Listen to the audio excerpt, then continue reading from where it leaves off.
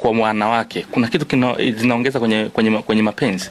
Ukiongelea shanga hauvuki mipaka, kwa sababu hata Mathayo imeongelea shanga na vikuku vilitolewa.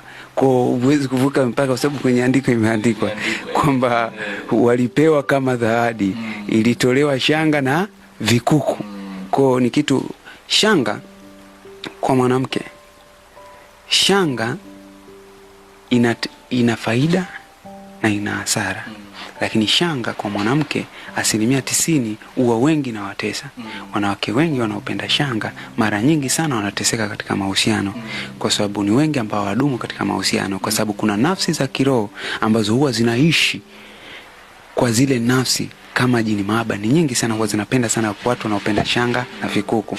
Kwa inawapelekea authority ya kutamani tendo la ndoa mara kwa mara, na kuwapelekea kuwa watu wenye hasira za karibu sana za mara kwa mara. Kwa shanga ni heri avae mtu aliyoko katika asili, kama Masai yuko katika asili yake. Lakini watu wengine wanavaa kwa mapenzi, na fulani amevaa. Na siku hizi hadi shirika za mashetani wanatengeneza vitu hivyo kwa ajili ya kuwapeleka watu katika, unakuta mtu amevaa, anaanza kumvalisha mtoto shanga, mtoto mpaka anazeeka hajawahi kuzaa, hajawahi kupata hata mtoto. Shanga inachangia vitu vingi sana. Maana shanga, mwanamke akiongea hivi anaweza kuongea na ukashindwa kusema chochote. Yaani hata kuambia piga deki na utapiga kwa kutumia shanga.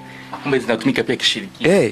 Kwa sababu shanga, mwanamke akielekezwa anaweza kusema ndoa fulani ivunjike na inavunjika, na utamchukia huyo mwanaume vibaya.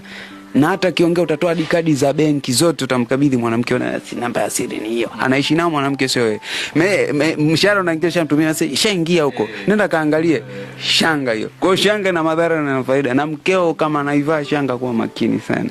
Labda kama anavaa kama urembo, ajui kinachoendelea, lakini kama anajua, angalia sana, jaribu kumkoromea kidogo. Ukiona anapanda ujue tayari.